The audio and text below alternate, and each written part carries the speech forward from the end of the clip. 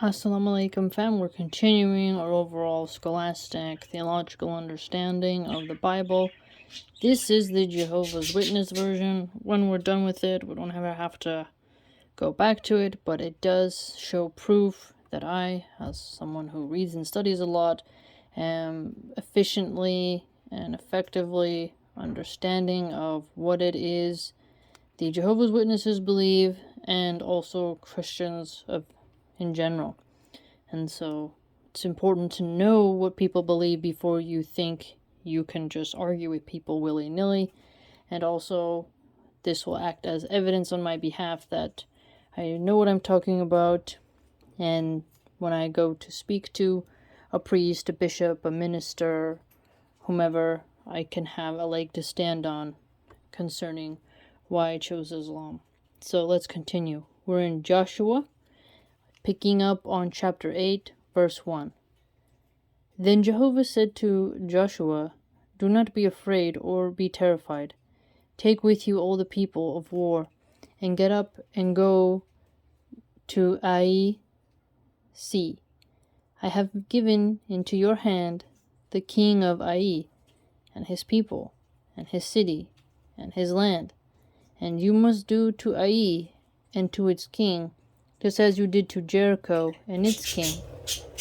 Only you people may plunder its spoil and its domestic animals for yourselves." Okay. Set an ambush of yours against the city at its rear. Accordingly, Joshua and all the people of war rose up to go to Ai, and Joshua proceeded to choose 30,000 men, valiant mighty ones, and to send them off by night. And he went on to command them, saying, "See, you are lying in ambush against the city to the rear of the city. Do not go very far away from the city, and you must, all of you, hold yourselves in readiness. As for me and all the people who are with me, we shall go close to the city, and it must occur that, in case they should come out to meet us, just at the first, we must then flee before them. And we must come out after us until we have drawn them away from the city. For they will say, 'They are fleeing before us just at the first,' and we must flee before them. Then you will rise up from the ambush, and you must take possession of the city, and Jehovah your God will certainly give it into your hands." Okay, so the transferring of a city. "And it must occur that as soon as you have seized the city, you should set the city on fire. According to Jehovah's word you should do. See, I have commanded you." After that Joshua sent them out, and they marched up to the place of ambush, and took up quarters between Bethel and Ai, to the west of Ai, while Joshua kept lodging on that night in the midst of the people. Then Joshua rose up early in the morning, and reviewed the people, and went up, he and the older men of Israel, before the people to Ai. And all the people of war who were with him went up, what they might approach and get in front of the city, and they proceeded to camp to the earth north of Ai, with the valley between them and Ai. In the meantime, he took about 5,000 men and set them as an ambush between Bethel and Ai, to the west of the city, so that the people set main camp that was to the north of the city, and the extreme rear of it, that was to the west of the city. And Joshua proceeded to go during the night into the middle of the low plain. And it came about that as soon as the king of Ai saw it, then the men of the city got in a hurry and rose up early and went out to meet Israel in battle, he and all his people, at the appointed time, before the desert plain. As for him, he did not know that there was an ambush against him to the rear of the city. When Joshua and all Israel suffered a blow before them, then they took to flight by the way of the wilderness. And that all the people who were in the city were called out to chase after them, and they went chasing after Joshua, and got to be drawn away from the city. And there was not any man remaining in Ai and Bethel that did not go out after Israel. So they left the city wide open and went chasing after Israel. Jehovah now said to Joshua, "Stretch out the javelin that it is in your hand toward Ai, for in your hand I shall give it."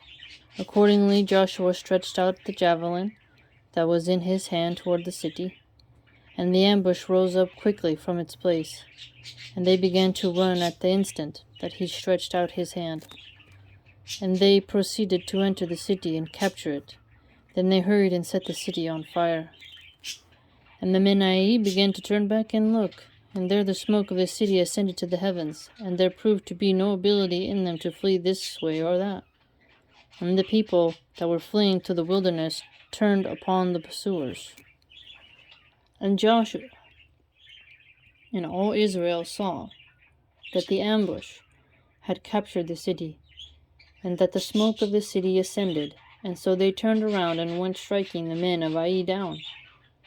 And these others came out of the city to meet them, so that they got to be in between Israel, these on this side and those on that. And they went striking them down until there did not remain of them either a survivor or an escapee. And the king of Ai they caught alive, and proceeded to bring him near to Joshua. Okay, so they got the king. And it came about that while Israel was finishing the killing of all the inhabitants of Ai in the field, in the wilderness in which they had pursued them, they kept falling, all of them, by the edge of the sword, until they came to their end. After that, after that, all Israel returned to Ai and struck it with the edge of the sword. So they're putting everyone to the sword. So first set of fire, now they put everyone to the sword. And all those who fell on that day, from man to woman, amounted to 12,000, all the people of Ai. And Joshua did not draw back his hand, with which he stretched out the javelin, until he had devoted all the inhabitants of Ai to destruction. Only the domestic animals and the spoil of that city Israel plundered for themselves, according to Jehovah's word that he had laid in command upon Joshua. Then Joshua burned Ai, and reduced it to a lasting mound, as desolation down to this day. And he hanged the king of Ai upon a stake until the evening time. And as the sun was about to set, Joshua gave the command, and they took his dead body down from the stake and pitched it at the entrance of the gate of the city, and raised up a great pile of stones over him, down to this day. Okay, so they hung the king, burned it, killed the 12,000 inhabitants, took out the king. It was then that Joshua proceeded to build an altar to Jehovah, the God of Israel, in Mount Ebal, just as Moses, the servant of Jehovah, had commanded the sons of Israel, as it is written in the book of law of Moses, an altar of whole stones upon which no iron tool has been wielded. And they went offering up burnt offerings upon it to Jehovah, and sacrificing communion sacrifices. Okay, so remember, we have a lot of different offerings. They have burnt offerings, communion sacrifices.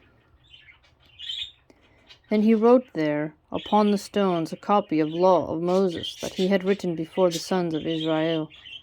And all Israel and their older men and the officers and their judges were standing on this side and that side of the ark in front of the priests. The Levites carrying the Ark of the Covenant, Jehovah the alien resident as well as the native, one half of them in front of Mount Gerizim, and the other half of them on front of Mount Ebal, just as Moses, the servant of Jehovah, had commanded, to bless the people of Israel first of all. And after this he read aloud all the words of the law, and blessing, and the malediction, according to all that is written in the book of law. There proved to be not a word of all that Moses had commanded Joshua did not read aloud in front of all the congregation of Israel, together with the women and the little ones and the alien residents who walked in their midst. Okay, now we're in 9. So Joshua we just learned a lot about Joshua, didn't we? Seems to have been very good at military strategy, according to the Christians. And it came about that as soon as all the kings who were on the side of the Jordan, in the mountainous region, and the Shephelah along the whole coast of the Great Sea, and in front of Lebanon, the Hittites and the Amorites, and the Canaanites, and the Perizzites, and the Hivites, and the Jebusites, heard of it, they began to assemble themselves all together to make war against Joshua and Israel unanimously. And the inhabitants of Gibeon heard what Joshua had done to Jericho and Ai. So they even of their own accord acted with shrewdness, and went on to stock themselves with provision, and took worn-out sacks for their asses, and wineskin bottles worn out and burst and tied up. The worn-out and patched sandals on their feet, and the worn-out garments upon themselves, and all the bread of their provision proven to be dry and crumbly. Then they went to Joshua at the camp of Gilgal, and said to him and the men of Israel, It is from a distant land that we have come, and now conclude a covenant with us. At this men of Israel said to the Hivites, Perhaps it is in our vicinity that you are dwelling. So how could we conclude a covenant with you? In turn they said to Joshua, We are your servants. Then Joshua said to them, Who are you, and where do you come from? At this they said to him, It is from a very distant land, and that your servants have come to regard to the name of Jehovah your God, because we have heard of his fame, and of all that he did in Egypt. Okay, so they've heard what happened in Egypt, and of all that he did to the 2 kings of the Amorites, who were on the other side of the Jordan, namely Sihon, the king of Heshbon, and Og, the king of Bashan, who was in Ashtaroth. Hence our older men and all the inhabitants of our land said this to us, Take provision in your hands for the journey, and go to meet them, and you must say to them, We are your servants, and now conclude a covenant with us. This bread of ours was hot when we took it out as our provision out of our houses on the day of our going out to come here, and to... Oh, that's interesting. So the bread became crumbly, and those are the wineskin bottles that we filled new. Oh, there's a lot of complaining, food here. And look, they have burst, and these garments and sandals of ours they have worn out because of the great length of the journey. So the bread is dry and crumbly, and the wineskins are not great. Upon that, the men took some of their provision, and the mouth of Jehovah they did not inquire. And Joshua went making peace with them, and concluding a covenant with them to let them live. And so the chieftains of the assembly swore to them. And it came about that at the end of 3 days, after they had concluded a covenant with them, they got to hear that they were near to them, and it was in their vicinity they were dwelling.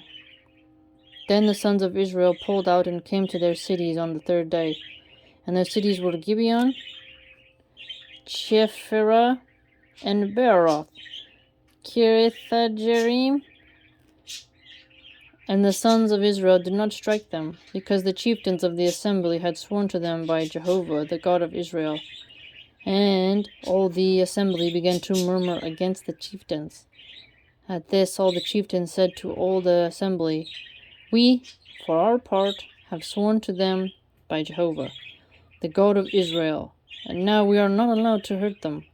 This is what we shall do to them while letting them live, that no indignation may come upon us over the oath that we have sworn to them. So the chieftains said to them, Let them live, and let them become gatherers of wood and drawers of water for all the assembly, just as the chieftains have promised them. Joshua now called them and spoke to them, saying, Why do you trick us, saying, We are very far away from you, whereas you are dwelling in our very midst? That's a good point. That's funny. And now you are a cursed people, and a slave's position, and being gatherers of wood and drawers of water for the house of my God will never be cut off from you. Then they answered Joshua and said, It was because your servants were plainly told that Jehovah your God had commanded Moses, his servant, to give you all the land, and to annihilate all the inhabitants of the land from before you. And we became very much afraid for our souls because of you. So we did this thing, and now here we are, in your hand, just as it is good and right in your eyes to do to us. And he proceeded to do so to them, and to deliver them from the hand of the sons of Israel. And they did not kill them. Accordingly Joshua constituted them on the day gatherers of wood, and drawers of water, for the assembly, and for Jehovah's altar, down to this day, at the place he should choose.